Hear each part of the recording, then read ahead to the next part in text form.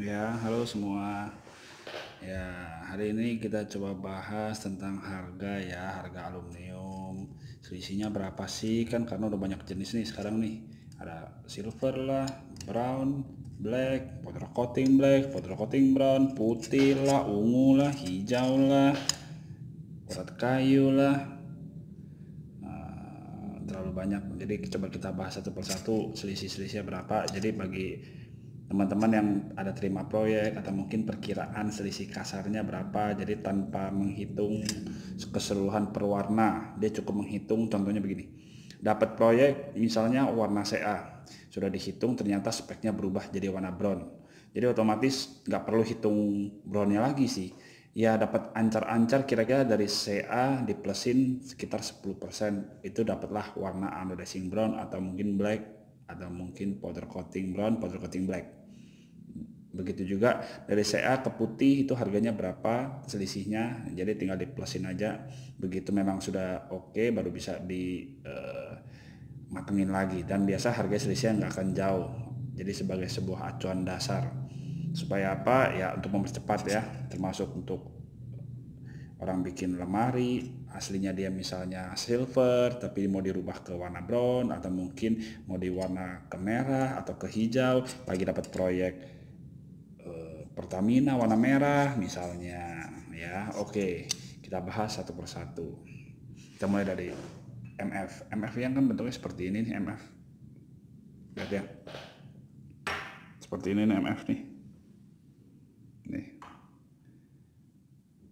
ya. Ini MF nya lumayan bagus, jadi ini harganya ini paling murah karena begitu produksi kan ini. Jadi ibaratnya kalau kita ngomong misalnya ini harganya 10.000 ya, ya ini 10.000, oke. Nah, dari MF kan dia lari ke anodizing nih. Nah, ini anodizing CA silver, kelihatan ya. Nah, silver ini sendiri harganya dari MF tadi selisihnya 5 sampai 8%. 5 sampai 8%. Jadilah silver. Ini bedanya ada permukaan jadi nggak bisa hitam. Kalau ada hitam mungkin bisa dilap, lebih gampang dilap dan nggak bisa berkarat. Nah, setelah itu harganya naik ke hitam dan black anodizing, brown dan black maksud saya. Nah, ini brown dan black, kelihatan ya. Nah, begini. Nah, ini ada garis-garis nih, brown, ini black ya, jelas ya. Nah, dari sini dari CA ke brown dan black anodizing itu selisihnya kira-kira 10 sampai 13%. 10 sampai 13%. Jadi kalau di perumpamaan tadi MF-nya 10.000, ke silvernya itu jadi sudah 10.800 atau 10.500. Dari 10.500 sampai 10.800 itu dinaikkan lagi sekitar 10 sampai 13%. Jadi di kisaran 11.000 sampai 12.000-an. 11.500 sampai 12.000-an. Kira-kira seperti itu. Dari situ naik lagi harganya ke powder coating. Powder coating ini yang bentuknya seperti ini. Lihat cat ya. Ini putih, hitam, brown ada juga. Nah, yang menarik di sini sebenarnya harga powder coating ini sama nih. Jadi kalau bisa dibilang dari CA ke powder coating itu selisihnya kita bisa bilang di kisaran 15 sampai 20%. Jadi kalau silvernya tadi di harga 10.500 sampai 10.800, kita tambahkan lagi 20% atau mungkin 17%. Jadi kita dapat angka di kisaran 12.000 sampai 13.000. Nah, yang menarik di sini, barang di pasaran ini warna putihnya ini dengan harga seperti itu, tapi warna black dan brownnya ini harganya tidak jadi 15 sampai 20%. harganya cuman dari silver selisihnya adalah 10 sampai 13%. Jadi bisa dibilang sama dengan anodizing, sama. Ini sangat menarik. Kenapa menarik? Jadi orang bisa dapat barang, kalian semuanya yang punya rumah, yang punya proyek, yang punya barang itu bisa dapat kualitas powder coating dengan harga yang anodizing. Nah, menarik ya. Jadi powder coating udah pasti lebih bagus. Kita bisa lihat di sini lebih awet, lebih tahan lama, nggak mudah baret. Jadi kalau orang tuh suka komplain kalau anodizing belum dipasang udah baret, belum dipotong sudah banyak goresan, banyak lecet. Jadi agak repot, udah harus kayak motong apa ya bilangnya ya, mungkin harus dilindungin gitu loh. Sedangkan barang panjang kan susah ya kalau mau dilindungin. Nah, powder coating sendiri dengan harga sama, dengan kualitas yang lebih bagus, tidak mudah lecet, dan kebanyakan mereka sudah lapis protective film.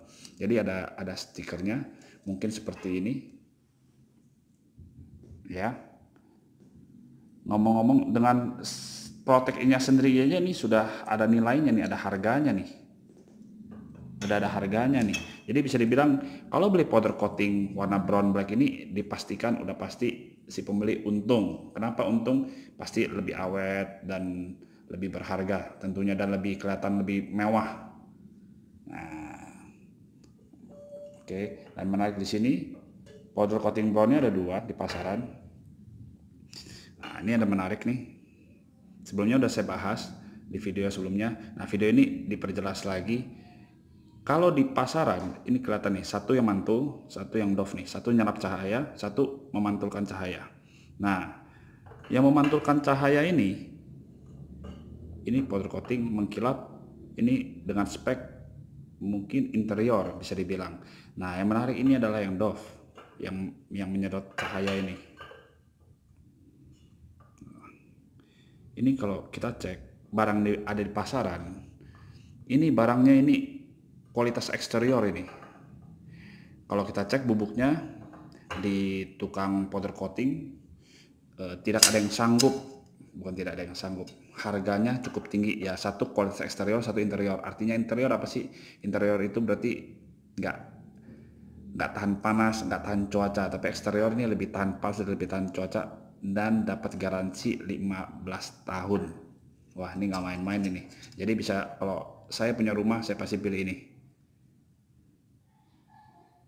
Kelihatan ya.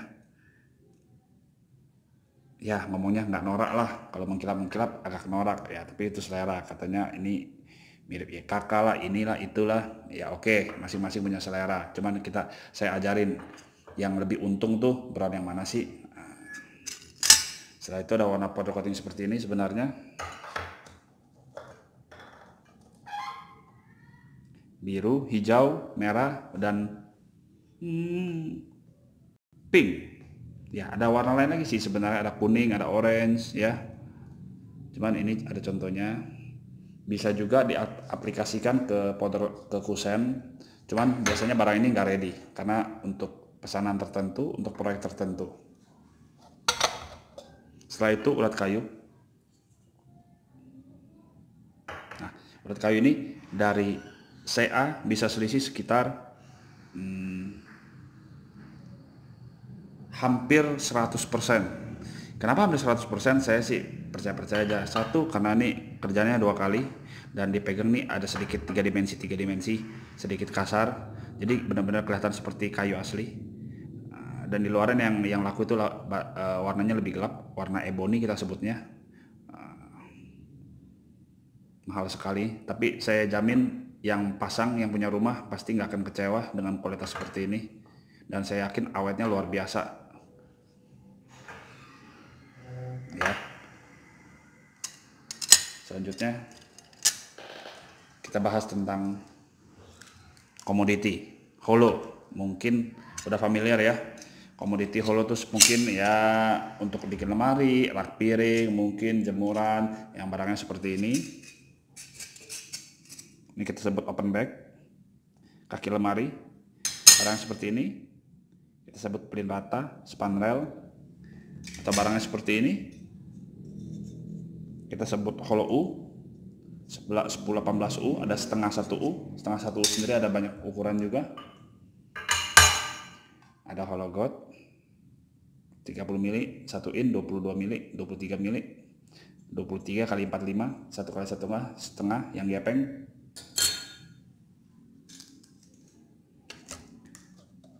Sama ada hollow yang seperti ini tadi, yang warna-warni ini dengan ketipisan seperti ini, 1 kali 2 in. Oke, nah yang mau dibahas di sini menarik harga tentang komoditi. Komoditi di sini memang harganya yang paling liar di pasaran. Kenapa liar? Karena disebutnya komoditi itu holo-holo, semua orang banyak pakai untuk etalase. Ya ngomongnya kayak beras lah, beras mungkin semua orang pada makan ya. Komoditi juga semua orang mungkin pada pakai. Banyak kegunaan multifungsi, bisa bikin lemari, bisa bikin kandang ayam, kandang burung, kandang apa aja lah. Nah, di sini harga silvernya biasanya lebih murah. Kenapa lebih murah? Memang karena kualitasnya tidak sebaik kusen. Kita bisa bandingkan di sini. Kusennya seperti ini, hole-nya seperti ini. Dari sini udah kelihatan kualitasnya. Nah, otomatis ini lebih murah. Jadi tidak ada barang bagus tapi murah. Yang ada barangnya murah atau murahan. Oke, hati-hati di sini untuk komoditi. Saya kasih informasi, jangan sampai tertipu semuanya tentang ketebalan dan tentang dimensi. Oke, nah biasanya yang saya sarankan untuk barang-barang seperti ini, kaki lemari yang butuh kekuatan, ini jangan pernah main-main. Hollow god untuk menjadi tiangnya, sanggahan, ini juga jangan pernah main-main. Ini salah satu contohnya yang jangan pernah main-main. Kenapa? Karena ini memerlukan kekuatan, bebannya dia harus menahan beban. Ini menjadi tulang punggungnya. Oke. Nah, berbeda lagi dengan seperti ini. Pelin rata mungkin hollow U. Ini mungkin nggak perlu tebal-tebal, nggak perlu bagus-bagus. Yang penting tidak penyok-penyok. Ya. Karena ini pakainya biasanya nggak perlu memerlukan kekuatan. Jadi hati-hati memilih bahan, apalagi yang bikin lemari, yang ada nanti diretur, orang komplain, orang nggak mau beli lagi, malah kita yang rugi. Nah, barang-barang yang tadi ini saya warna-warni, ini juga rata-rata kebanyakan mungkin untuk jemuran baju. Dan hati-hati, jemuran baju ini memerlukan tenaga loh. Dijemur baju, kadang-kadang orang jemur celana jeans, kadang-kadang orang jemur selimut, spray. Nah, kalau orang jemur baju mungkin tipis dia masih kuat. Tapi kalau dijemur celana jeans dan basah, saya rasa tuh beratnya luar biasa ya. Udah beratnya luar biasa, bayangin nanti baru satu celana jeans saja udah sobek kali. Nah, itu hati-hati. Jangan sampai jemurannya itu baru dipakai sekali udah patah. Dan kalau patah agak sedikit repot. Nah, jadi hati-hati memilih bahan, teman-teman. Mendingan lebih mahal sedikit tapi orang puas. Kalau masalah harga tuh dari tahun Soeharto mungkin, Soekarno mungkin selalu orang bilang mahal. Kapan orang bilang murah? Rugi juga orang jual, orang bilang mahal. Kalau orang memang nggak butuh. Tapi kalau orang butuh, orang pasti beli. Nggak ada cerita mahal, nggak ada cerita murah. Nah, satu lagi. Ini warna gold. Ini kebanyakan diaplikasikan ke komoditi ya. Komoditi berarti bisa dibilang hollow. Barang-barang komoditi seperti ini biasanya harganya selisih dari CA itu 20 sampai 25%. 20 sampai 25%. Nah, dan hati-hati, gold ini banyak yang warnanya kurang cerah mungkin, atau mungkin belang. Hati-hati memilih gold, hati-hati memilih warna emas ini, sangat rawan. Ada beberapa pabrik yang warna goldnya bagus, ada juga yang belum siap sebenarnya. Akhirnya nanti belang-belang, ada yang warna kuning lah, ada yang orange lah, ada yang merah lah, agak repot. Nanti matchingnya malah susah, percuma murah, dan akhirnya repot sendiri. Nah, saya sarankan pilih produk atau pilih barang yang memang sudah terjamin mutunya, kualitasnya. Biasakan dengan pabrik yang mungkin pabrik itu sudah lama ya. Pabrik lama itu berarti dia punya standar yang sudah teruji, terukur.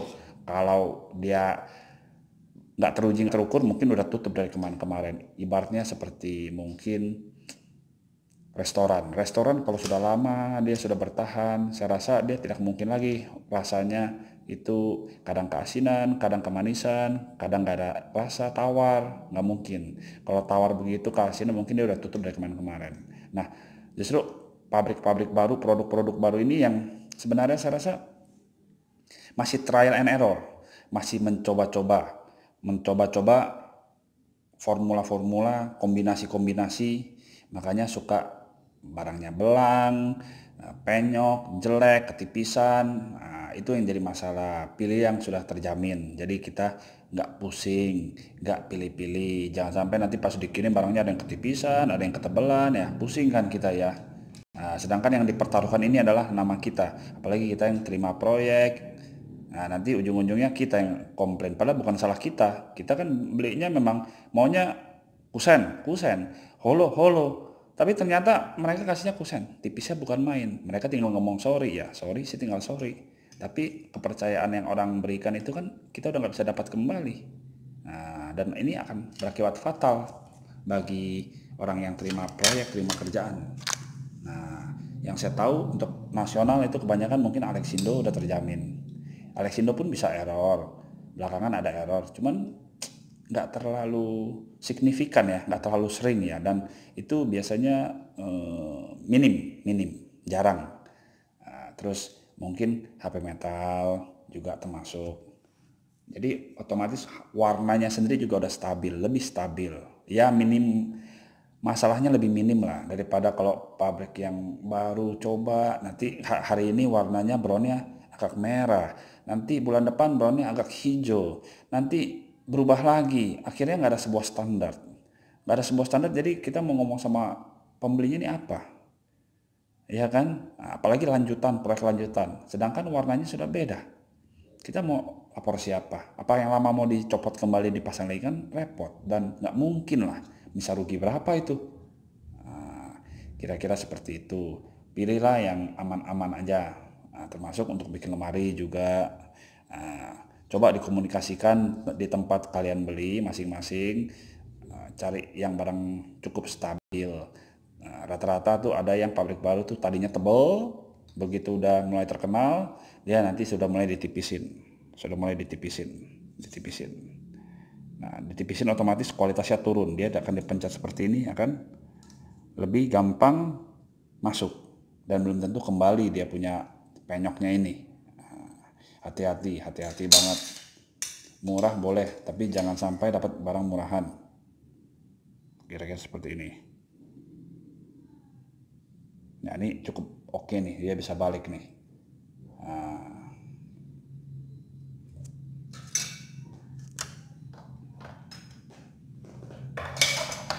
kita lihat.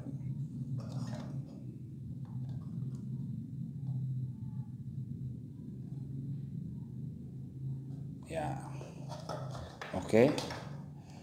Nanti apa yang mau ditanyakan kira-kira di komen atau di message juga boleh, di komen boleh, dan jangan lupa subscribe. Berikutnya kita akan bahas lagi barang-barang yang berhubungan dengan aluminium, mungkin profil-profil baru atau mungkin barang-barang penunjang lainnya, aksesoris, kunci ataupun apapun itu yang berhubungan dengan dunia aluminium.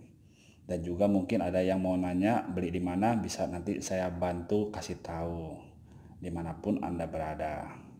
Oke, sekian dan terima kasih.